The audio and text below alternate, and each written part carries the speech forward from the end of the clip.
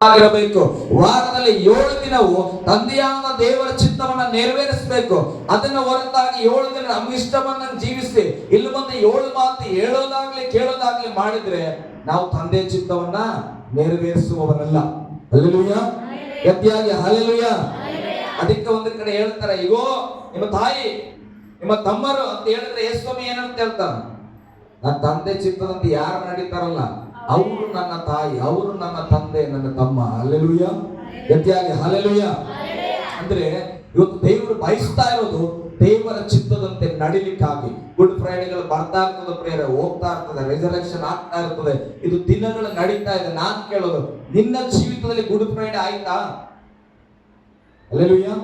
ನಿನ್ನ ಜೀವಿತದಲ್ಲಿ good Friday, ಯೇಸುಸ್ವಾಮಿ ಜೀವಿತದಲ್ಲಿ ಗುಡ್ ಫ್ರೈಡೆ ಆಯ್ತು. ಆತನ ಎಲ್ಲ ಮುಗಿಸಿದನು, ಸಿಲುಬೆ ಮೇಲೆ ತನ್ನ ತಂದೆಯಾದ ದೇವರಿಗೆ ಆತ್ಮನ ಒಪ್ಪಿಸಿದ್ರು. ನಾನು ಕೇಳ್ತೇನೆ, ನಿನ್ನ ಜೀವಿತದಲ್ಲಿ ಒಂದು ದಿನ ಆದ್ರೂ ಗುಡ್ ಫ್ರೈಡೆ ಆಗಿದೆನಾ?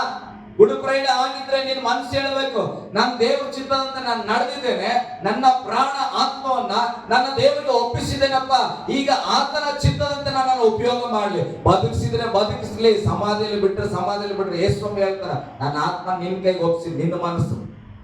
ಹಲ್ಲೆಲೂಯಾ. ಎಬ್ಬಿಸ್ತೀಯೋ ಬಿಡ್ತೀಯೋ, ನಾರಂಗ್ ಮಾಡ್ತೀಯೋ ಕೊಳೆಯಂಗ್ ಮಾಡ್ತೀಯೋ ಅದು ನನಗೆ ಗೊತ್ತಿಲ್ಲ. ಆದ್ರೆ ಈಗ ಹೋಗುವ ಪ್ರಾಣವನ್ನ ಆತ್ಮವನ್ನ ನಾನು ಯಾರ ಕೈ ಕೊಡ್ತಾ ಇದ್ದೇನೆ? ದೇವರ ಕೈಯಲ್ಲಿ ಕೊಡ್ತಾ ಇದ್ದೇನೆ. ಹಲ್ಲೆಲೂಯಾ. ಅದಕ್ಕೆ ಯೇಸು ದೇವರ ಕೈಗೆ ತನ್ನ ಆತ್ಮವನ್ನ ಕೊಟ್ಟನು.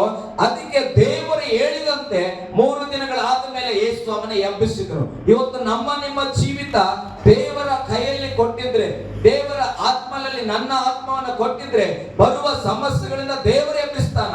ನನ್ನ ಆತ್ಮವನ್ನ ಯಾವುದೋ ಹುಡುಗಿಗೆ ಒಪ್ಪಿಸಿದ್ರೆ, ಅಥವಾ ನಾನು ನನ್ನ ಹೆಂಡತಿಗೆ ಒಪ್ಪಿಸಿದ್ರೆ, ನನ್ನ ಹೆಂಡತಿ ನನಗೆ ಒಪ್ಪಿಸಿದ್ರೆ, ಹಣದ ಮೇಲೆ ಒಪ್ಪಿಸಿದ್ರೆ, ಕೆಲಸಕ್ಕೆ ಒಪ್ಪಿಸಿದ್ರೆ, ಆ ಕೆಲಸನೋ ಹೆಂಡತಿನೋ ನಮ್ಮನ್ನು ಎಬ್ಬಿಸ್ಬೇಕು.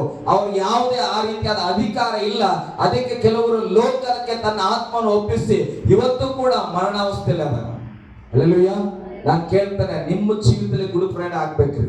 ನಿಮ್ಮ ಜೀವಿತದಲ್ಲಿ ನಿನ್ನ ಆತ್ಮ ನಿಜವಾಗಿ ಸಿಲುಬೆಯನ್ನು ಏರ್ಬೇಕು. ಯೇಸುವಿನ ಸಂಗಡ ನಿನ್ನ ಜೀವಿತ ಸಂಪೂರ್ಣ ಸ್ಯಾಕ್ರಿಫೈಸ್ ಮಾಡ್ಕೊಳ್ಬೇಕು. ಸ್ವಾಮಿ, ನನ್ನ ಆತ್ಮನ ನಿನಗೊಪ್ಪಿಸಿದ್ದೇನೆ, ನಿನ್ನ ಚಿತ್ತದಂತೆ ನನ್ನನ್ನು ನಡೆಸು. ಹಲ್ಲೆಲೂಯಾ. ಯೇಸು ಸ್ವಾಮಿ ಯಾರಿಗಾಗಿ ಪ್ರಾಣ ಕೊಟ್ಟನು? ನಮಗಾಗಿ. ಏನಂತ ನಾವು ಕೊಡ್ಬೇಕಂತ, ನಾವೇನ್ ಮಾಡ್ಬೇಕಂತ ಗಲಾತ್ಯದವರು ಬರೆದ ಪತ್ರಿಕೆಯಲ್ಲಿ ಹೇಳ್ತದೆ, ಯೇಸು ಸ್ವಾಮಿ ಎಲ್ಲಾ ಮನುಷ್ಯರನ್ನು ಪ್ರೀತಿಸಿ ಪ್ರಾಣ ಕೊಟ್ಟದ್ದು ಯಾಕಂದ್ರೆ ಆತನಿಗೋಸ್ಕರ ನಾವು ಬದುಕಬೇಕಂತ, ಸಾಯ್ಬೇಕಂತಲ್ಲ. ಹಲ್ಲೆಲೂಯಾ. ಅದಕ್ಕೆ ಒಂದು ಉಚಿತದಲ್ಲಿ ಹೇಳ್ತು, ನಾನು ಯೇಸುಗಾಗಿ ಪ್ರಾಣ ಕೊಡ್ತೇನೆ. ನಾನು ಕೂಡ ಅವಾಗ ಹೇಳ್ತಲ್ಲ ನಿಮ್ಗೆ, ದೇವ್ರಿಗೆ ನೀನ್ ಪ್ರಾಣ ಬೇಡ, ನೀನ್ ಬದುಕಬೇಕಂತ ಕರೆದಿರೋದು. ಹಲ್ಲೆಲೂಯಾ.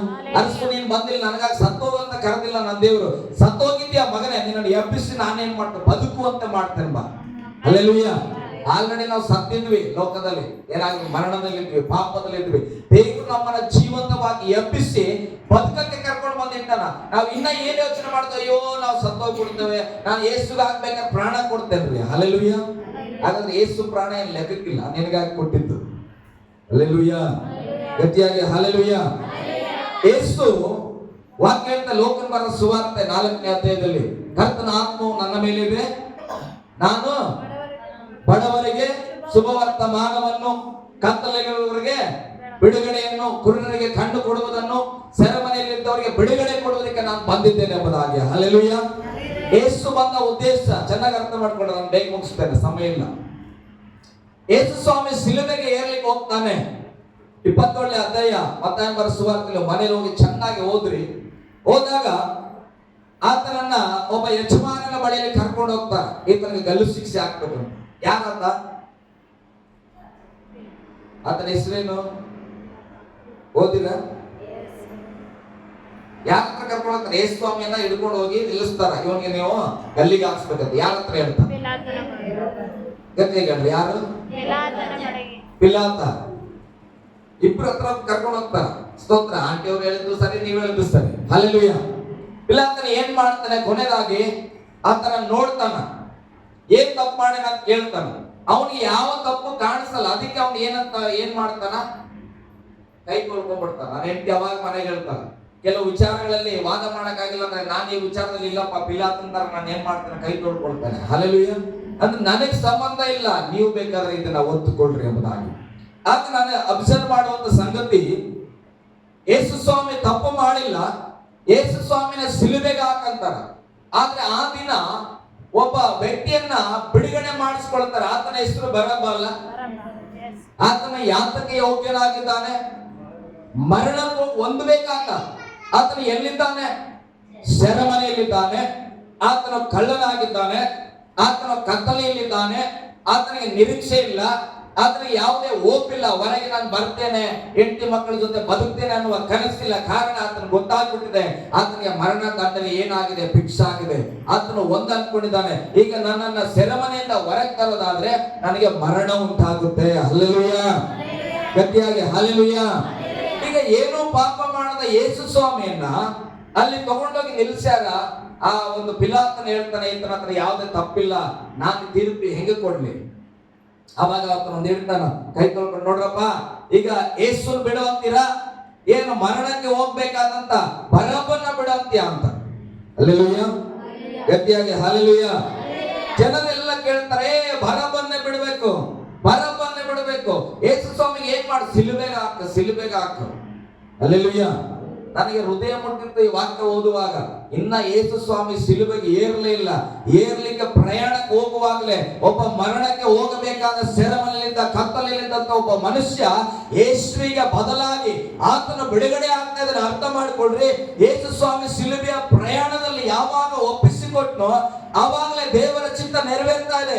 ಯೇಸು ಮರಣಕ್ಕೆ ಹೋಗುವುದಾದ್ರೆ ಮರಣಕ್ಕೆ ಹೋಗಬೇಕಾದ ಒಬ್ಬ ಮನುಷ್ಯ ಸೆರೆಮನೆಯಿಂದ ಹೊರಗೆ ಬರ್ತಾ ಇದ್ದಾನೆ. ಹಲ್ಲೆಲೂಯಾ, ಗಟ್ಟಿಯಾಗಿ ಹಲ್ಲೆಲೂಯಾ. ಹಾಗಾದ್ರೆ ದೇವ್ರ ಚಿತ್ತ ನೆರವೇರ್ತಾ ಇಲ್ಲ. ಯೇಸು ಬಂದಿದ್ದು ಮರಣದಲ್ಲಿದ್ದವ್ರನ್ನ ಬಿಡುಗಡೆ ಮಾಡ್ಲಿಕ್ಕೆ, ಅದನ್ನ ಒಪ್ಪಿಸಿಕೊಟ್ಟು ತೀರ್ಮಾನ ಮಾಡಿ ತಂದೆ ಚಿತ್ತ ನೆರವೇರಿಸ್ಲಿಕ್ಕೆ ಅದನ್ನ ಎಲ್ಲ ಪ್ರಾರ್ಥನೆ ಮುಗಿಸ್ಕೊಂಡು ಸಿದ್ಧವಾಗಿದ್ದಾನೆ. ಸಿದ್ಧವಾದ ತಕ್ಷಣ ಯಾವಾಗ ಯೇಸು ಮರಣದ ಕಡೆಗೆ ಹೆಜ್ಜೆ ಇಟ್ಟು ಮರಣದ ಕಡೆ ಇದ್ದಂತ ಸೆರೆಮನೆಯಲ್ಲಿದ್ದಂತ ಒಬ್ಬ ವ್ಯಕ್ತಿ ಅಲ್ಲಿಂದ ಜೀವದ ಕಡೆಗೆ ಹೆಜ್ಜೆ ಇಡ್ತಾ ಅದನ್ನ ಅರ್ಥ ಮಾಡ್ಕೊಳ್ರಿ.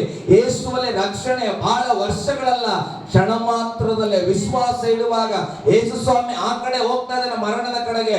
ಒಬ್ಬ ಬರಬ್ಬನು, ಕಳ್ಳನು, ಮರಣದಲ್ಲಿ ಇರಬೇಕಾದವನು ಜೀವದ ಕಡೆಗೆ ಬರ್ತಾ ಇದ್ದಾನೆ. ಹಲ್ಲೆಲೂಯಾ. ಇವತ್ತು ನಾನು ನಿಮಗೆ ಸವಾಲು ಇಡ್ತೇನೆ, ಹಾಗಾದ್ರೆ ನಾಳೆ ಸಾಯಬೇಕಾದ ವ್ಯಕ್ತಿ ಯೇಸುವಿನ ಒಂದು ಮರಣದಿಂದ ಬಿಡುಗಡೆ ಹೊಂದ್ಕೊಳ್ಳೋದಾದ್ರೆ ನೀನ್ ನಂಬಿ 10 ವರ್ಷ ಆಗಿದೆ, ಇನ್ನ ಯಾಕೆ ಮರಣದ ಬಗ್ಗೆ ಸಾಯ್ತಾ ಇದ್ದಿ ಅಂಜಿ. ಹಲ್ಲೆಲೂಯಾ. ಸ್ವಲ್ಪ ವರ್ಡ್ ಆಗ್ತದಲ್ಲ ಮಾತುಗಳು. ಯೇಸು ಸ್ವಾಮಿ ನಿನಗಾಗಿ ಸತ್ತು 2020 ವರ್ಷ ಆಯ್ತು, ಇನ್ನ ನಮಗೆ ಮರಣದ ಭಯ ಬಿಟ್ಟು ಹೋಗ್ಲಿಲ್ಲ, ನಮಗೆ ಜೀವಿತದಲ್ಲಿ ಬದುಕ್ತೇವೆ ಅನ್ನುವಂತ ನಿರೀಕ್ಷೆ ಕಾಣ್ತಾ ಇಲ್ಲ. ನಮ್ಮ ದೇವ್ರು ಎಲ್ಲವನ್ನ ನನಗೆ ಮಾಡ್ತಾನೆ ಅನ್ನೋ ನಂಬಿಕೆ ಇಲ್ಲ. ಆದ್ರೆ ವರ್ಷ ವರ್ಷ ನಾವು ಕ್ರೂಸಿಯನ್ನ ನೋಡ್ತಲೇ ಇದ್ದೇವೆ, ದೇವರು ಎದ್ದಾನ ಅಂತ ಹೇಳ್ತಲೇ ಇದ್ದೇವೆ. ಆದ್ರೆ ದೇವರು ಕೇಳೋದು, ನೀನ್ ಸತ್ಯ ಒಂದ್ಸಲ ಯಾರ, ನೀನ್ ಎದ್ದು ಬಂದಿಯ ಒಂದ್ಸಲ ಯಾರ ಪಾಪದಿಂದ. ಹಲ್ಲೆಲೂಯಾ, ಗಟ್ಟಿಯಾಗಿ ಹಲ್ಲೆಲೂಯಾ. ಯೇಸು ಕೂಡ ಗುಡ್ ಫ್ರೈಡೆಯನ್ನು ಎದುರು ನೋಡ್ತಾ ಇದ್ದಾನೆ. ಎಲ್ಲಿ ಗೊತ್ತಾ? ನಮ್ಮ ಹೃದಯದಲ್ಲಿ ಆಗ್ಬೇಕು. ನಮ್ಮ ಹೃದಯದಲ್ಲಿ ನಿಜವಾಗಿ ಲೋಕದ ಪಾಲಿಗೆ ಸತ್ತವರಾಗಿ ನಾವು ಪುನರುತ್ಥಾನ ಆದ್ರೆ ಯೇಸುವಿಗೆ ಸಂತೋಷ. ಕಾರಣ ಏನ್ ಗೊತ್ತಾ? ಒಂದು ಆತ್ಮವು ನಶಿಸಿ ಹೋಗುವುದು ದೇವರ ಚಿತ್ತವಲ್ಲ. ಹಲ್ಲೆಲೂಯಾ. ಅದಾಯ್ತು. ಈಗ ಸಿಲುಬೆಯಲ್ಲಿ ಹಾಕಿದ್ದಾರೆ. ಸಿಲುಬೆಯಲ್ಲಿ ಹಾಕಿದಾಗ ನಿಮಗೆ ಗೊತ್ತು, ಇಬ್ಬರು ಕಳ್ಳರಿತ್ತು ಅಲ್ಲ, ಆ ಕಡೆ ಒಬ್ಬ ಕಳ್ಳ, ಈ ಕಡೆ ಒಬ್ಬ ಕಳ್ಳ. ಒಬ್ಬ ಕಳ್ಳ ಏನ್ ಮಾಡಿದ್ರು? ಸಾಯುವ ಪರಿಸ್ಥಿತಿಯಲ್ಲಿ ಕೂಡ ನಿಂದನೆ ಮಾಡ್ತಾನೆ. ನೀನು ರಾಜ ಆಗಿದ್ರೆ, ನೀನ್ ರಕ್ಷಕ ಆಗಿದ್ರೆ ನೀನು ಅಲ್ಲಿಂದ ಬಿಡಿಸ್ಕೊಂಡ್ಬಿಡು, ನನ್ನನ್ನು ಬಿಡಿಸ್ಬಿಡು. ಹಲ್ಲೆಲೂಯಾ. ಇನ್ನೊಬ್ಬ ಹೇಳ್ತಾನ, ನಾವಾದ್ರೂ ದಂಡನೆಗೆ ಗುರಿ ಆಗ್ಬೇಕು, ಯೋಗ್ಯತೆ ಇದೆ ನಮ್ಗೆ ಸಾಯ್ಲಿಕ್ಕೆ, ಆದ್ರೆ ಆತನು ತಪ್ಪಿಗಸ್ತನಲ್ಲ ಅಂತ ಹೇಳಿ ಆತನ ಮನವರಿಕೆ ಮಾಡಿಕೊಳ್ಳುವಾಗ ಬೈಬಲ್ ಹೇಳ್ತದೆ, ಒಬ್ಬನು ರಕ್ಷಿಸಲ್ಪಡ್ತಾ ಇದ್ದಾನೆ. ಹಲ್ಲೆಲೂಯಾ. ಇವತ್ತು ಬೇಜಾರು ಮಾಡ್ಕೊಬೇಡ್ರಿ, ಅನೇಕ ಕ್ರೈಸ್ತ ಕುಟುಂಬಗಳಲ್ಲಿ ಕೂಡ ಈ 2 ತರದ ಕಳ್ಳರನ್ನ ಕಾಣ್ತಾರೆ. ಹಲ್ಲೆಲೂಯಾ. ಎಷ್ಟೇ ಅದ್ಭುತಗಳನ್ನ ನೋಡಿದ್ರು ಕೂಡ ದೇವರು ಸತ್ಯ ದೇವರಲ್ಲ, ನಾಳೆಗೆ ಸಾಲ ತೀರಿಸ್ಬಿಡ್ಲಿ, ಮತ್ತೆ ಸತ್ಯ ದೇವರಲ್ಲ, ನಾಳೆಗೆ ಒಂದು ಮನೆ ಕಟ್ಕೊಳ್ಳಿ ಮತ್ತೆ. ಹಲ್ಲೆಲೂಯಾ. ಚಿಂತೆ ಮಾಡಬೇಡ, ನೀವು ಹೋಗ್ಬೇಕಾದ್ರೆ ಜಾಗ ಹೋಗ್ತೀವಿ. ಹಲ್ಲೆಲೂಯಾ. ನಾನು ಈ ಕಡೆ ನಿಂತ್ಕೊಂಡು ಧೈರ್ಯವಾಗಿ ಹೇಳ್ತಾರೆ, ದೇವರೇ ನಿನ್ ಮಕ್ಕಳು ಕೊಟ್ಟಿಲ್ಲ ಅಂದ್ರೆ ನಿನ್ ದೇವರಪ್ಪ, ನೀನ್ ಸತ್ಯವತ್ತನೆ ಅಂತ ಹೇಳ್ತಾನೆ. ನನಗೆ ವಿಶ್ವಾಸ ಇದೆ, ಯೇಸು ಬರುವಾಗ ನಮಗೆ ಎತ್ತಲ್ಪಡ್ತಾನೆ. ಹಲ್ಲೆಲೂಯಾ. ಗಟ್ಟಿಯಾಗಿ ಹಲ್ಲೆಲೂಯಾ. ಈ 2 ಕಳ್ಳರಲ್ಲಿ ನಾವು ಯಾವ ಕಳ್ಳರಾಗಿದ್ದೇವೆ? ಬೈಬಲ್ ಹೇಳ್ತದೆ, ಸ್ವಾತ್ಯಮ್ಮ ಗೂಗಲ್ ಎಲ್ಲ ಸರ್ಚ್ ಮಾಡಿ ಹೇಳಿದ್ರು, ಅವನ ಹೆಸರುಗಳು ಬರೆಯಲ್ಪಟ್ಟಿಲ್ಲ, ಆದ್ರೆ ಅವರಿಗೆ ಒಬ್ಬ ಒಳ್ಳೆ ಕಳ್ಳ, ಒಬ್ಬ ಕೆಟ್ಟ ಕಳ್ಳ ಅಂತ ಗುರುತಿಸ್ತಾರೆ. ಕಳ್ಳರ ಇಬ್ಬರು, ಅದರಲ್ಲಿ ಒಬ್ಬ ಒಳ್ಳೆ ಕಳ್ಳ, ಒಬ್ಬ ಕೆಟ್ಟ ಕಳ್ಳ. ನಾವೆಲ್ಲರೂ ಪಾಪಿಗಳೇ. ಬೈಬಲ್ ಹೇಳ್ತದೆ, ಎಲ್ಲಾರು ಪಾಪ ಮಾಡಿ ದೇವರನ್ನ ಕಾಣದೆ, ದೇವರ ಪ್ರೀತಿಯನ್ನ ನೋಡದೆ, ರಕ್ಷಣೆಯನ್ನ ನೋಡದೆ ಏನಾಗ್ಯಾರ? ತಪ್ಪಿ ಹೋಗ್ಯಾರ. ಆದ್ರೆ ಈಗ ಆ ಕಳ್ಳರಲ್ಲಿ ಕೆಲವರು ಒಳ್ಳೆ ಕಳ್ಳರು ಕೂಡ ಉಂಟು, ಕೆಟ್ಟ ಕಳ್ಳರು ಉಂಟು. ನಾನು ಕೇಳ್ತೇನೆ, ನಿಮ್ಗೆ ದಯಮಾಡಿ ನಾನು ಒಂದು ರಿಕ್ವೆಸ್ಟ್ ಮಾಡ್ತೇನೆ, ಒಳ್ಳೆ ಕಳ್ಳರ ಗುಂಪಲ್ಲಿ ನಾವಿರೋಣ. ಹಲ್ಲೆಲೂಯಾ. ಮನ ತಿರುಗುವ ಕಳ್ಳರಲ್ಲ ಅಂತಲ್ಲ, ನಾವು ಕಳ್ಳರೇ. ಆದ್ರೆ ಮನ ತಿರುಗುವ ಮನಸ್ಸು ನಮಗಿದ್ರೆ ಯೇಸು ಬರುವಾಗ ಆ ಕಳ್ಳ ಹೇಗೆ ಯೇಸು ಹೇಳಿದ, ನನ್ನ ಸಂಗಡ ನೀನು ಪರದೇಶದಲ್ಲಿ ಇರುತ್ತೀಯ. ಹಲ್ಲೆಲೂಯಾ. ಈ ಸಿಲುಬೆ ಸಂದೇಶ ನಮಗೆ ಕೊಟ್ಟಿದ್ದೆ ಗೊತ್ತಾ? ನಾವು ಆ ಕಡೆ ಕಳ್ಳನಂತೆ ಆ ಮರಣಾವಸ್ಥೆಯಲ್ಲಿ ದೋಷಣೆ ಮಾಡಿ ನೀನು ನರಕಕ್ಕೆ ಹೋಗತ್ತಲ್ಲ, ಹೇಗೋ ನರಕಕ್ಕೆ ಹೋಗುವ ಅವಕಾಶ ನಿನಗುಂಟು. ಆದ್ರೆ ಒಂದು ಚಾನ್ಸ್ ಕೊಡ್ತಾ ಇದ್ದಾನೆ, ನಂಬಿಕೆಯಲ್ಲಿ ಬಂದು ನೀನು ಜೀವ ಉಳಿಸ್ಕೋಬಹುದಾಗಿ. ಹಲ್ಲೆಲೂಯಾ. ಗಟ್ಟಿಯಾಗಿ ಹಲ್ಲೆಲೂಯಾ. ನಾನು ಬಯಸ್ತೇನೆ, ನಾವು ಕೂತಿರುವ ನಾವೆಲ್ಲರೂ ಮನ ತಿರುಗಿ ಬಂದವರಾಗಿದ್ದೇವೆ. ಆದ್ರೆ ನಮಗೆ ಒಂದು ಜವಾಬ್ದಾರಿ ಉಂಟು. ನಮ್ಮ ಮನೆಯಲ್ಲಿ ಇನ್ನ ಆ ದೋಷಣೆ ಮಾಡುವಂತ ಕಳ್ಳರು ಅನೇಕರದ, ನಮ್ಮ ಪಟ್ಟಣದಲ್ಲಿ ಇನ್ನ ಅನೇಕರದರ. ಅವರಿಗೆ ಸತ್ಯವನ್ನ ಹೇಳಬೇಕಾದ್ರೆ ನಾವು ಸ್ಟೆಫೆನನಂತೆ ಬದುಕಬೇಕು. ಹಲ್ಲೆಲೂಯಾ. ಯೇಸು ಸ್ವಾಮಿ ಬಿಡ್ರಿ, ದೇವ್ರ ಮಗರಿ, ಹಂಗರಿ ಹಿಂಗರಿ ಆತ ಕ್ಷಮಿಸ್ರಿ ಅಂದ್ಬಿಟ್ಟಿನ್ರಿ, ನಮ್ಗೆಲ್ಲಿ ಆಗ್ತದ? ಸ್ಟೆಫೆನನ ದೇವ್ರ ಮಗನ? ಮರಿಯಳ ಗರ್ಭದಲ್ಲಿ ಪವಿತ್ರ ಆತ್ಮನಿಂದ ಹುಟ್ಟು ಬಂದನ? ಇಲ್ಲ. ಆತ ನಾರ್ಮಲ್ ಮನಸ್ಸು, ನಮ್ಮ ಹಾಗೆ ನಿಮ್ಮ ಹಾಗೆ. ಸಭೆಯಲ್ಲಿ ಊಟ ಬಡಿಸ್ಲಿಕ್ಕೆ ಆರಿಸ್ಕೊಂಡ್ರ ಆತನನ್ನ ಹೊಡೆದು ಕೊಲ್ಲುವಾಗ ಫಸ್ಟ್ ಓದಿಸಿರಲ್ಲ. ಆತ ಹೇಳ್ತಾನೆ ಏನಂತ, ಕರ್ತನೇ ನನ್ನ ಆತ್ಮನ ನಿನಗೆ ಒಪ್ಪಿಸಿದ್ದೇನೆ, ಆದ್ರೆ ಏನ್ ಮಾಡಿ ಇವರ ತಪ್ಪುಗಳನ್ನ ಅವ್ರ ಮೇಲೆ ಹಾಕ್ಬೇಡ, ಅವ್ರನ್ನ ಕ್ಷಮಿಸು. ಇವತ್ತು ನಾನು ಹೇಳ್ತೇನೆ, ಬದಲಾಗಿರುವಂತ ನಾವು ನಮ್ಮ ಜೀವಿತವನ್ನ ಕ್ರಿಸ್ತನಂತೆ ನಡೆದುಕೊಳ್ಳೋದಾದ್ರೆ ನನ್ನ ಮನೆಯಲ್ಲಿರುವಂತ ಕೆಲವು ಕಳ್ಳರ ಹೃದಯ ಕರ್ತನ ಕಡೆಗೆ ಬದಲಾವಣೆ ಆಗುತ್ತದೆ. ಹಲ್ಲೆಲೂಯಾ. ಗಟ್ಟಿಯಾಗಿ ಹಲ್ಲೆಲೂಯಾ. ಸಿಲುಬೆ ಸಂದೇಶ ಅಂದ್ರೆ ನಿನ್ನೆ ಒಂದು ಹಾಡ ಪ್ರಾಕ್ಟೀಸ್ ಮಾಡ್ತಿದ್ವಿ. ಸಿಲುಬೆಯನ್ನು ದೃಷ್ಟಿಸಿದಾಗ ನನ್ನ ಜೀವನ ಬದಲಾಗುತ್ತೆ. ಹಲ್ಲೆಲೂಯಾ. ಏನಾಯ್ತು? ಸಿಲುಬೆಯನ್ನ ದೃಷ್ಟಿಸಿದಾಗ ನನ್ನ ಜೀವನ ಬದಲಾಯಿತು, ನನ್ನ ಸ್ಟೈಲ್ ಬದಲಾಯಿತು, ನನ್ನ ಮಾತು ಬದಲಾಯಿತು, ನನ್ನ ನಡತೆ ಬದಲಾಯಿತು, ನನ್ನ ರೂಟೇ ಬದಲಾಯಿತು. ಹಲ್ಲೆಲೂಯಾ. ಗಟ್ಟಿಯಾಗಿ ಹಲ್ಲೆಲೂಯಾ. ಹಲ್ಲೆಲೂಯಾ. ಓಕೆ, ನಿಮ್ಗೆ ಸಂತೋಷ ಇದೆ ಅನ್ನೋದಾದ್ರೆ ಒಂದು ಗೀತೆ ಹಾಡಬಹುದಾ? ಎಸ್, ನಾವೆದ್ದು ನಿಂತ್ಕೊಳ್ಳೋಣ. ನಾನು ಗುಡ್ ಫ್ರೈಡೆ ನಿಮ್ ಕಣ್ಣೀರಲ್ಲಿ ಮುಗಿಸಕ್ಕೆ ನಾವು ಇಟ್ಟಿಲ್ಲ.